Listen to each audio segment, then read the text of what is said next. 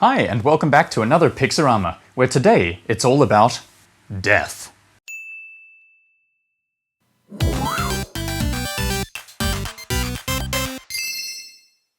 Yes, I've had quite a lot of requests to do more sprite-based animations, and I thought we would start out with a little death animation, something that every pixel artist or game developer is going to encounter at some point in their game dev or pixeling journeys. So follow along, and I hope you enjoy.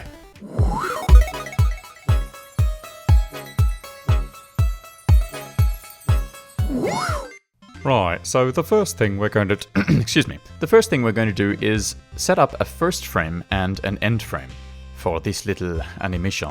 But how do we decide what frames go in between? Well, allow this humorous time-lapse to demonstrate. I did have fun with this. Just smashing. Yes, in cases where you're unsure, and when it's possible, it's very useful to go and video yourself doing the action so that you have a pretty solid reference. And from that you can pull out the frames that you need for your animation. So that's exactly what I did. I went and filmed myself falling dramatically a few times, and from that gained a pretty good idea of what I wanted this animation to look like and how I could bring that to fruition. So what I'm doing now is just grabbing a color that doesn't matter and drawing out some wireframes for this animation. And if you've seen any of my other videos, you'll know I highly recommend doing wireframes, because it's a fantastic and quick way of checking your animation out before you go and waste hours and hours doing the final render, as it were. Because no one has hours and hours to waste, do they? God, no.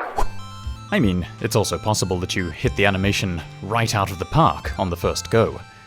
But, you know, chances are you're human like I am, and mistakes will be made, and it's better to make mistakes on a wireframe that's simple and easy to fix than on a complicated little pixel character. And as you can see, I'm doing my fair share of pixel massaging already on this little stick character. You can see that I'm moving things around. I'm just basically trying to get this wireframe's motion as slick and smooth as possible before I invest that time. And it's not looking too bad. One thing that I'm already noticing is that the head is not quite performing the way I would like. I'd like the head to have a little more inertia, and I'd like it to sort of bounce when the character hits the ground. As cruel as that sounds, I want to have a little bounce in there so that it really gives you a sense of impact. And to help even more with that, I'm going to have the limbs bounce as well. So the arms are going to do a little dudunk, if that's allowed, me making up sounds to explain motions. Oh, good gravy. What is the world coming to when a lad cannot use his vocabulary to explain emotion? Anyway, the arms are going to do a little gadunk, and the feet as well, and the head, and hopefully that looks like he's hitting the ground with a little bit of oomph. There I go again. So, at this point I was quite happy with the motion of the wireframe. As you can see in the little preview, the action takes off kind of seamlessly between the rendered character and the wireframe. It sort of takes over quite seamlessly, and this is what we want. We don't want any jarring transitions. We need, obviously, the wireframe to match what the final character is going to do. So now we can go ahead and start drawing the actual character sprite. And all I'm going to do is use these wireframes as guidelines and basically just trace over them, because the motion that I want is there in the background, and I should have drawn it to the correct proportions. And of course there will be some tweaking and fixing to do at the end, but I think it should match up quite well, so we can just go ahead and start drawing the character now. And this is where the color picker really becomes your greatest friend. What's the problem? You ain't never seen a color picker with a human head before? Come on, let's be friends. Or not, whatever. Because, honestly, and for those of you with eagle eyes, or perhaps the eyes of a still keener beast, you'll notice that I'm just switching back and forth between the pen tool and the color picker, which of course is just the quickest way to go, the quickest way to work when you already have a reference character on the canvas, or reference colors. Keeps everything nice and consistent and makes things way quicker. And oftentimes I will actually blot out a palette of all the colors that I'm using in any given document on a separate layer. And then I can just hide and show this layer when necessary and pick the colors I need like that. makes things very simple. And it also reduces the chance that you're going to pick the wrong color, especially in a document with very many colors. You can just be sure that you're always going to get the right one.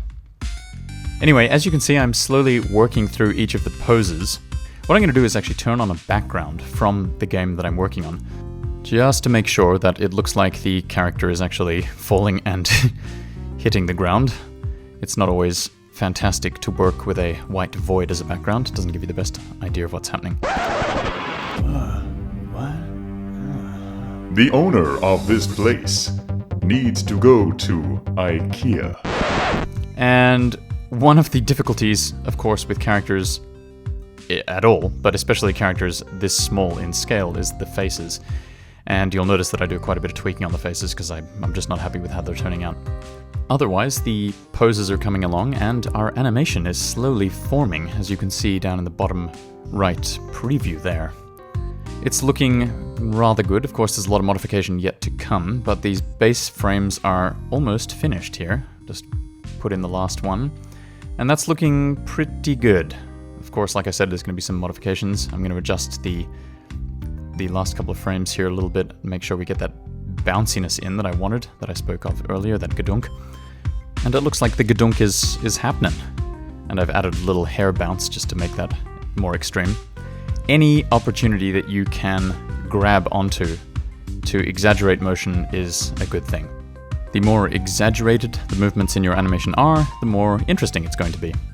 You can check out old hand-drawn cartoons to see some great examples of all this. We are getting close to finalizing this little animation, so I'm just going to whiz about and do some final little tweaks, adjust the hair, put some soles on the little character's shoes, and then, of course, add something that will be make quite a difference to this animation, and that is the shadow.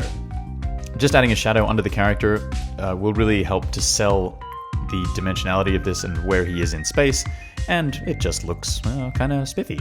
Just don't forget to make it transparent. Our little death animation is complete. Just look at that floppy death. The little ba-bump as he hits the ground. Let's see that in slow-mo. Yeah, overall I'm quite happy with how this one turned out. I think this is a perfectly passable asset to use in-game. So, onward and upward, I suppose.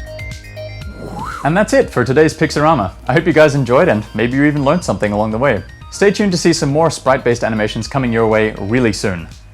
I don't know, why am I looking at my watch? Not like now. I need coffee.